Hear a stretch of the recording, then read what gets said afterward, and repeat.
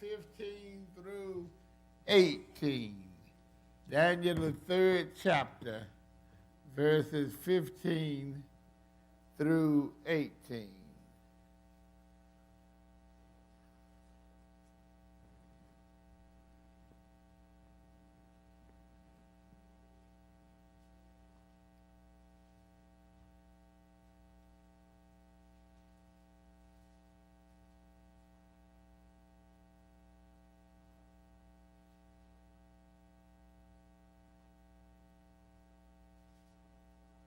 Now, if ye be ready, that at what time ye hear the sound of the cornet, flute, harps, sackbuts, psaltery, dulcimer, and all of the music, ye fall down and worship the image which I have made, well.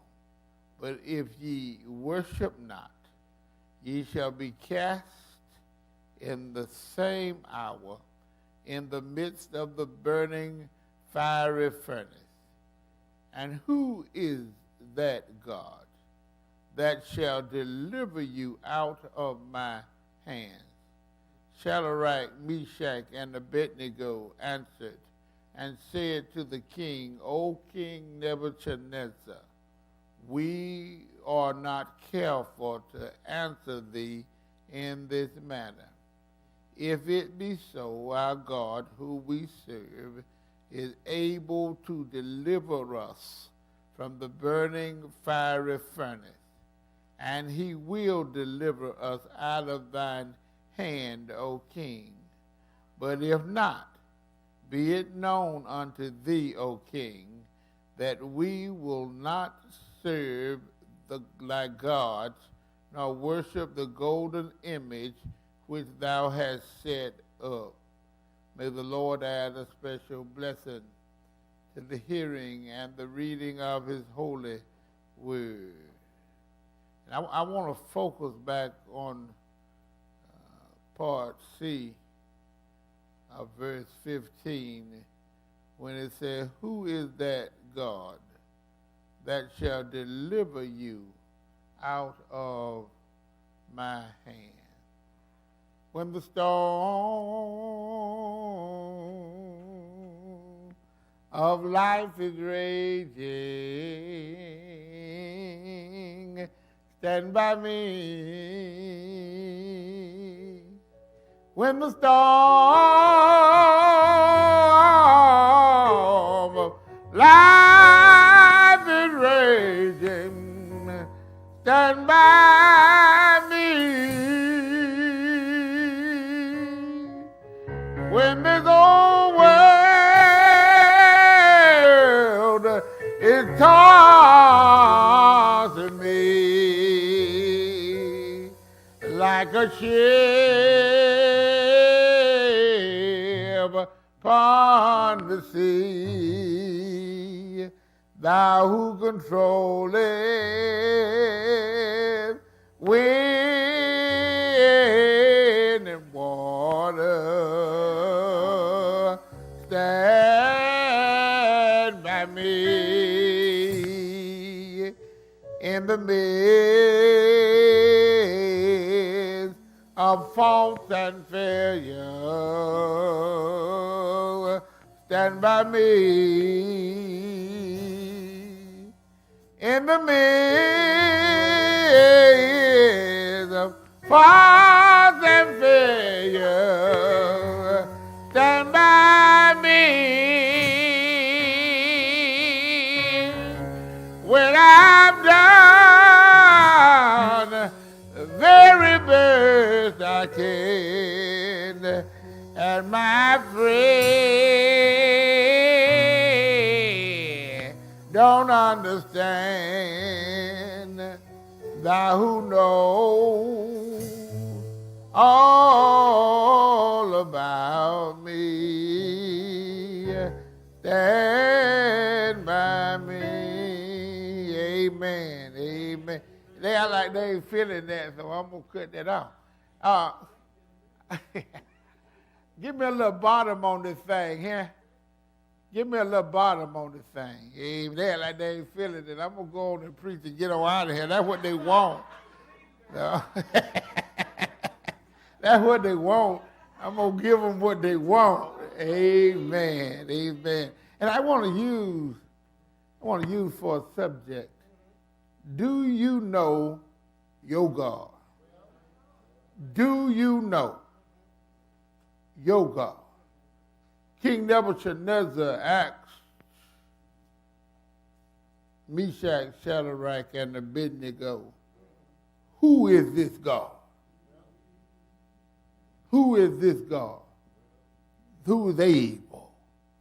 See, let me explain to you a minute.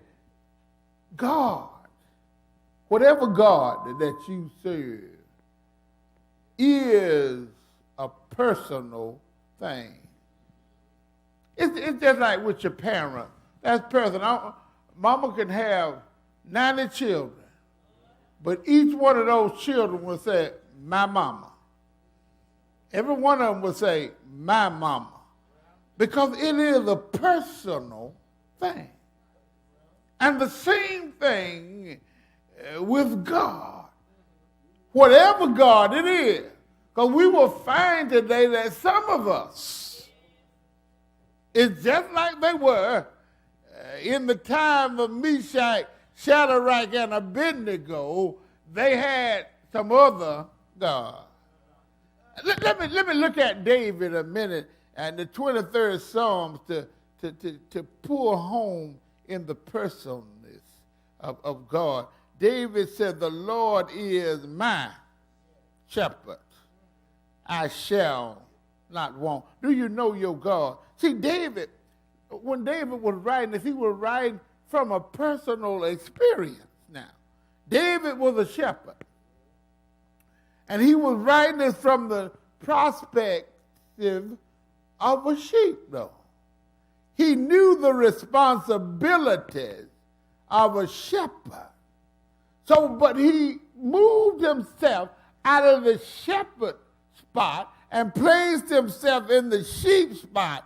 And in his youth, he thought about how he took care of his father's sheep. He fought off lions and bears to defend the flock. He knows what it means to be a shepherd.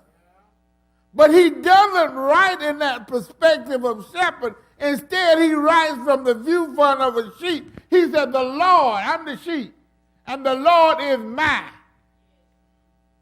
As he writes, he didn't say the Lord is ours. He wanted you to know that I got a personal relationship with God. So the Lord is mine. Do you know your God? And let me just give you this for nothing right here now. Everyone has a shepherd. No matter who you are, you got a shepherd. Now, the shepherd of your life is the thing that you is most important in your life. I'm going there. Everybody got a God. You know, we're going to interchange right now, shepherd and God. The thing that's most important in your life is your God or your shepherd. Is that which you are pursuing with your heart. For some people, their shepherd or their God is wealth. For other people, their shepherd or their God is popularity. For some people, their shepherd is control. But David said, the Lord, that's my God. The Lord is my shepherd. Let's go look at our text. There were three boys who their names was changed, three Hebrew boys, and their names were changed to Meshach, Shadrach, and Abednego. That was their Babylonian name. And they had been promoted. What the Babylonians did, they got the best of the crop of the Hebrews, and they put them in leadership so that they could rise to the top. So they got these three boys, and they made them governors, but they did not forget where they came from. A lot of times when we get in position, we will forget where we come from. We will forget our root. We will forget neck bone. We will forget pig feet. We will forget green. And not that. Got a pot full of pig feet right now and get it from, no, I don't eat that. And thank you, God. And all they did not forget their roots, nor did they forget their God. And King Nebuchadnezzar should have learned from Darius that you didn't play with God's folk, but he instead got the big head and said, I'm going to make me a God. So a lot of us make a whole lot of things our God. Yes, sir. Yes, sir.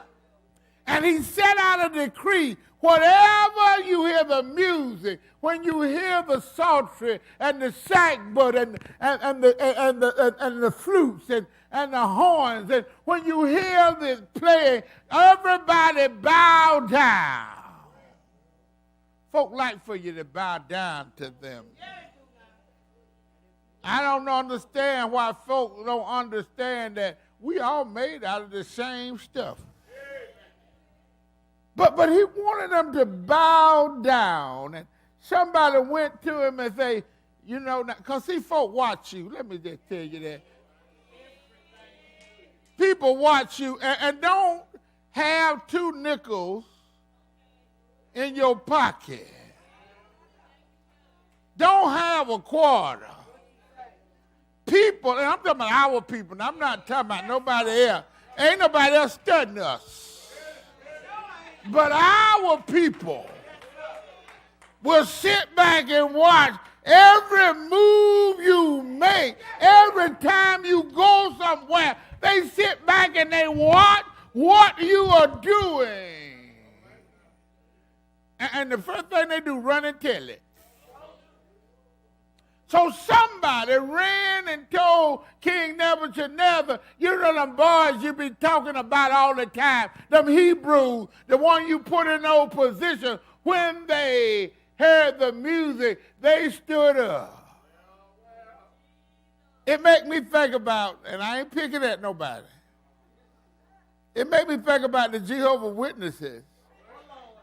When the national anthem is played, a lot of them will sit down. And better not talk about pledging no allegiance to no flag. That is not going to happen. So it makes me think about that okay, that's their belief. So they do that. And you know what? I ain't got nothing against their belief. It's hard for me to pledge allegiance. Don't put that. But it's hard for me to say I pledge because God is my God. It's hard for me to do that when I'm in a country and they don't want to treat me like I'm part of them. And that's another sermon for some other time. But he went and he told them, somebody told that, okay, they are not bowing down. And that made King Nebuchadnezzar mad. He was furious because he didn't get his kudos. He was furious because somebody didn't respect his position. He was furious. All I've done for those boys, and now I get a rule, and that. Go get them and bring them to me. And when he brought them to him, he asked them, Shadrach, Meshach, and Abednego, that you don't respect. Y'all folks use that out of term, don't they? You don't respect my God and me. You refusing to worship and I'm your boss. My golden image I've set up for you, all I have done for you, and you refuse. But, boy, don't worry. Y'all done made me look bad. You done made me look. See, he was worried about how he was looking. You know, make me look bad, but now what I'm going to do now? So everything will be smooth, and everybody know I'm king. I'm going to give you another chance. I'm going to let you bow down. When you start hearing the band, when it strikes up, you go down, just go down on your knees. You ain't got to stay down. Just go down there and look wide. Let the folks see you going down on your knees. I want you to worship. But now let me tell you something. I want you to know, point blank, know this. Let me tell you this now. If you don't,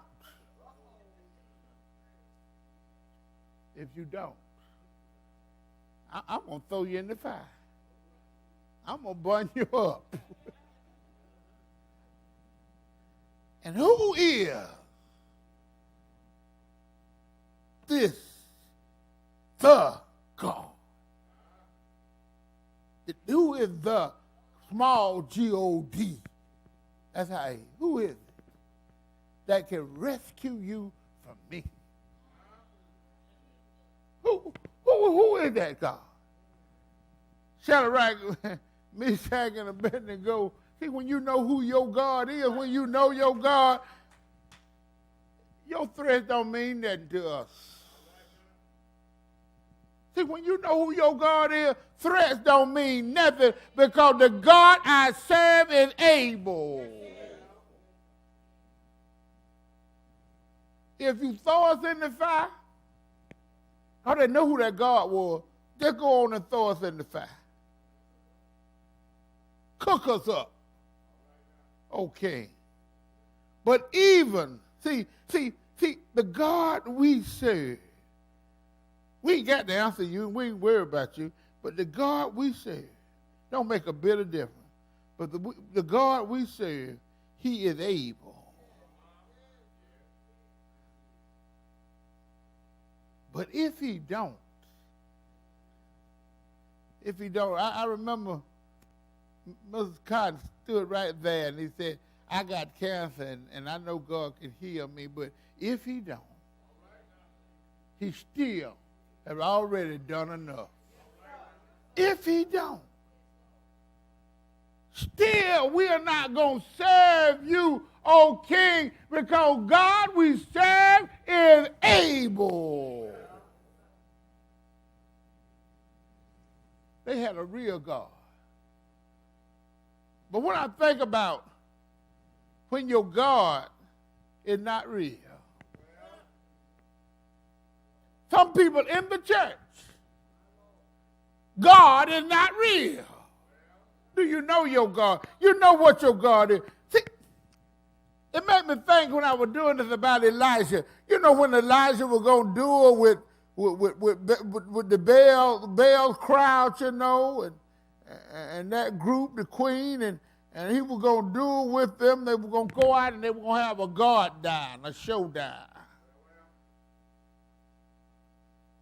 And he was talking stuff, Elisha was. He made fun of the Baal and all his gods. All 450 or some of them, they got so upset they went to cutting themselves. Elijah said, where is your God? Maybe he out to the bathroom, or maybe he sleep, or maybe, what is your God doing? This is the God you've been talking about and carrying on about, but where is he? Have y'all finished yet? When they finished, he said, let me show you, I know my God. He built water around, you know, and he built trenches of water around the sacrifice area, and he called on his God, and he rained fire from heaven. When you know your God, see, he knew, they knew that God was in their mind. But his God was in his heart. Me and my wife were talking about the mind and the heart being in the same place. but the heart. See, the difference in the mind is what you're thinking on your own. But the heart as the center of the hidden emotional, intellect, and moral activity, it's the same. But you got to be saved. I'll tell you, you got to be saved to have a heart. If you're not saved, you got a mind. That's why when the Bible said that man looketh at the outward appearance, but God looketh at the heart. He knows.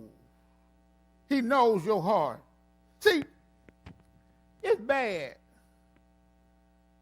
It's bad when you believe in something with all your heart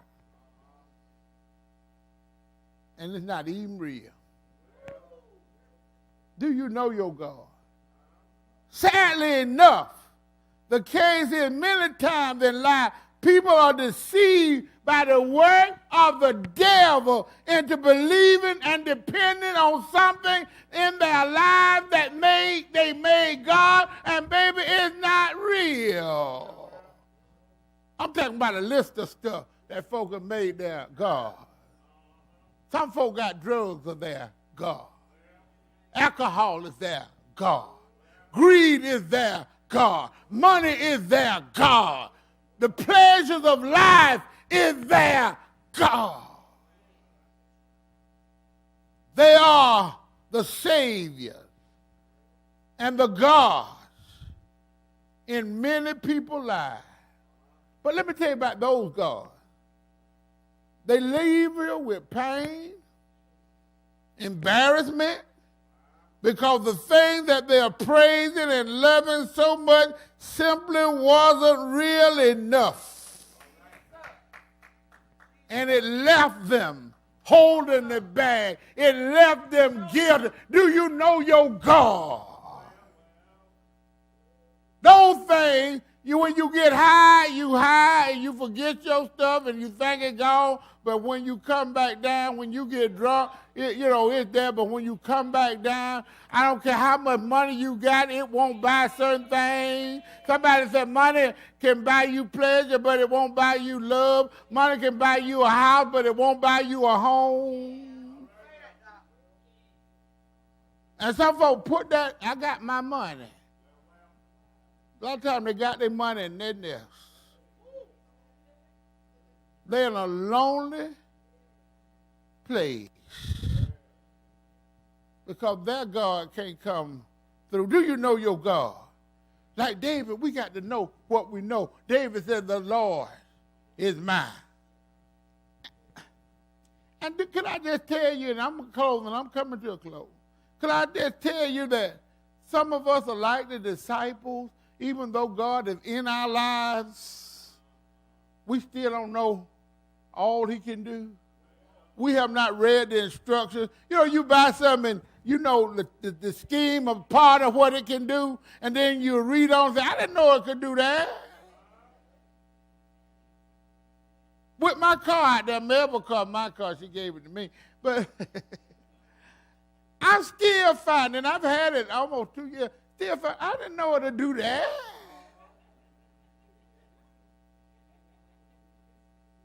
Just like with our God, the disciples didn't know all that their God could do. When they were out in the storm, they got all panicky. He was down laying in the boat, and they were down, they were ready. God, you don't care nothing about us, it's storming. Lord, what is it? They didn't know. But then when he got up and he spoke, and peace, and the storm stopped, the wind stopped, the lightning stopped, couldn't nothing happen. What manner of man is this? And when Philip had the conversation with the disciples, and Philip said, show us the Father. And he said, you've been with me all this time, and you don't know me? You don't know? You don't seen all the things that had happened? You don't know that I'm not speaking on my phone authority? It's God who is in me. If you see me, you see God. But a lot of us don't understand that.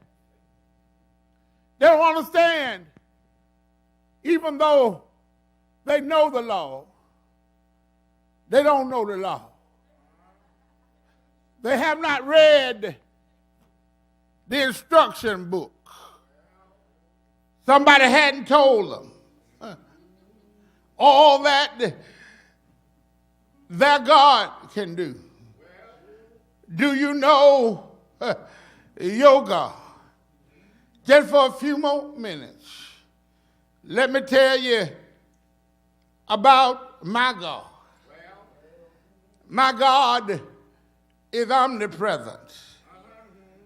You see, the gods of the world can't hardly do human stuff. But my God is omnipotent. He got all power in his hand. The world will never have what counts in their lives. But God, he's able to come against any adversary. You see, my God is bigger than any problem. My God is larger than anything. My God, he's able and able. My God, he's omnipotent. He understands. His understanding is infinite. You see, my God, for the sparrow hit the ground. My God, she ain't falling. My God, even though my hair I ain't seen. My God, know every strand of hair I have in my head. God understands my pain and my trouble. I'm glad my God is omnipresent. I heard the psalmist say that heaven is my throne and the earth is my footstool. God is our comforter in hard times. God is a present help in times of trouble. My God is able to create something out of nothing. You know he did it when he spoke and the world came into being. My God is able to make grace abound in you. My God is a deliverer. I hear no Meshach, Shadrach, and Abednego. The God we serve is able to deliver us from the burning furnace. He will deliver you out of your hand now, O King. My God is able to give you strength. Rise you above your trials and troubles. My God will save you when you're in the muck and miry. He can pick you up, set your feet on a solid rock, put running in your feet, clapping in your hands, give you a song angels can't sing. I've been redeemed. I've been washed in the blood of the Lamb. God, my God is able to build you up in grace. God, my God is able to exceed your expectations. He's able to do exceedingly above all you can ask for and all you can imagine. He's able to keep you from falling. He's able to guard you with his good word. He's able to fulfill his promises. He's able to comfort you in your afflictions. He's able. I know he's able. He saved my soul one day. My God, let his son walk down 42 generations. My God, let him hang on a rugged cross. My God, told him you can give up the ghost and shave the world. But early,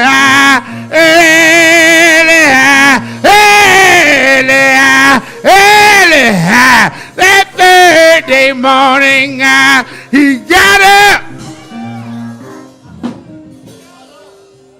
Got up. All power in his hand. I'm telling you, do you know your God? I tell you, if you don't know your God, if your God ain't working, then try mine. My God, he's able. The Lord is my shepherd. I shall not want. Somebody say yes. Yes. Yes. Oh.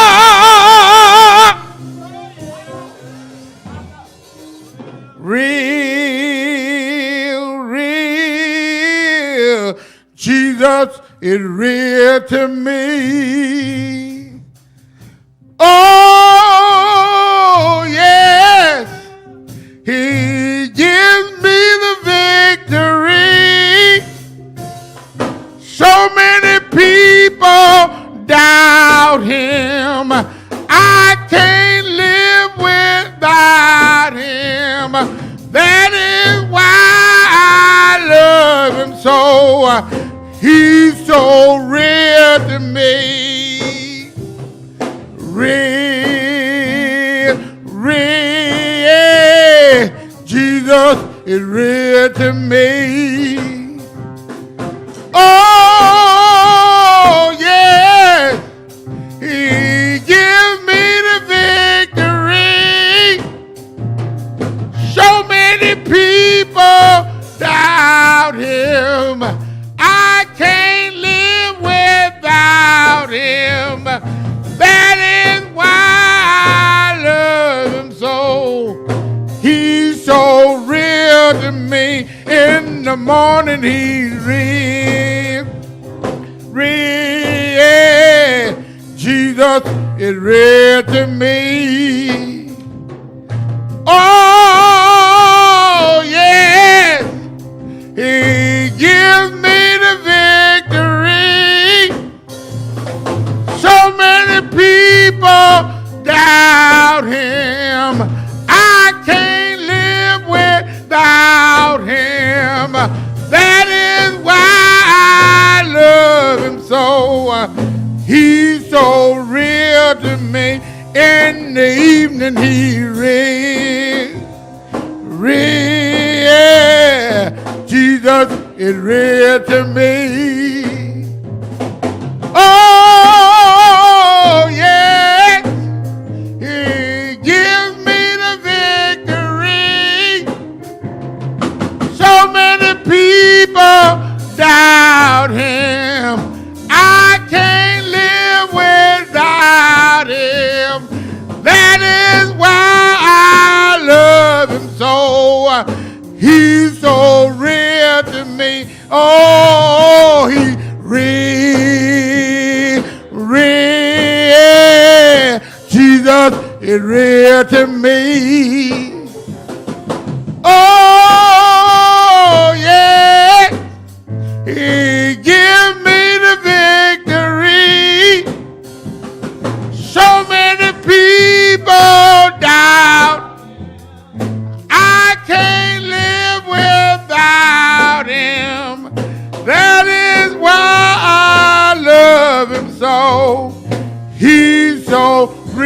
good to me. Amen. Do you know your God? Hallelujah.